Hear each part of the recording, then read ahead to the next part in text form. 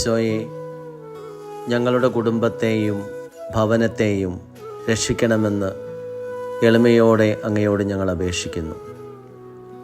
എല്ലാ തിന്മകളിലും നിന്ന്, ദുഷ്ടരുടെ വഞ്ചനകളിൽ നിന്ന് ഞങ്ങളെ രക്ഷിക്കണമേ. പ്രകൃതിക്ഷോഭങ്ങളിൽ നിന്നും ഞങ്ങളെ രക്ഷിക്കണമേ.